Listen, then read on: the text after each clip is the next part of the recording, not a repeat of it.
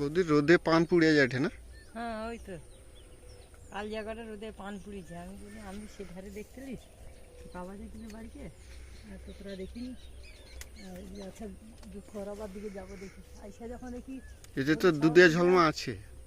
এটা তো দুধের জন্য ভালোই আছে আর সেদিকটাও আছে দুধে ঝলমা। হ্যাঁ খাড় পানে কিন্তু নেই। খাড় পানে কিন্তু হয় কম। এই দেখছো হয় কম হয় বেশি পালা।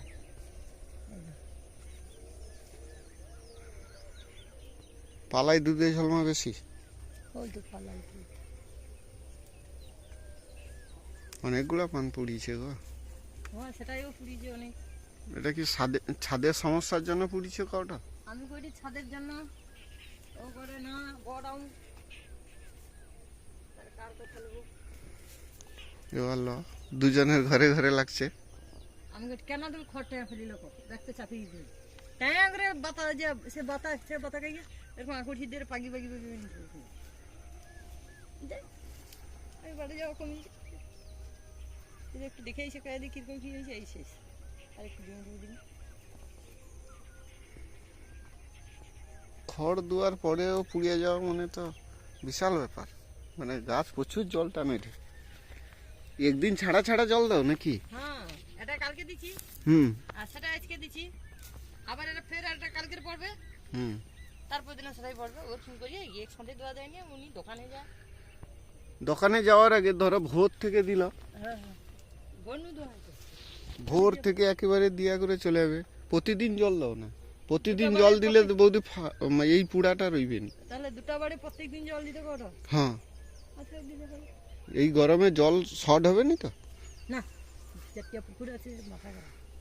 ও তাইলে ঠিক আছে তো। তো মানে জলটাই একটু বেশি বেশি দিলে এই যে পাতা কুঁকড়ানো এই যে একটা টোল টাইপের আছে না, হালকা একটা টোল টাইপের আছে দেখো, সেটাও রইবে না প্লাস ইয়েও হবে। দু কাজ একসঙ্গে। এই যে পোকা দুনিয়ার পানগা কি করবি রে কথা মুখে লাইনি আমি একটু বীজ মারা তো আমাকে বললো বীজ মারতে যে আমার আগা বসেছে তোর কথা চলবে। বিষ নাই মারলেও চলবে। তোমাদের বাগানে অনেকদিন জৈব করে লিছ মানে আর বিষ লাগবে না আশা রাখি। বিষ মারতে যাব কেন? এমনি জৈব যে সব ইয়েগুলা গো ওই যে নিম পাতার রস ফস এগুলা করো। নিম পাতার রস করে মিক্সারে করে দিলে নেগড়া দিয়ে চিবড়ি দিলে সব জলটাকে বালতি করে লিয়া পিড়ির সঙ্গে পাইল করে দিতে কত হয় কি না এমনি যেমন স্প্রে করে হালকা করে স্প্রে করে দিল 20-25 ml করে দিয়ে।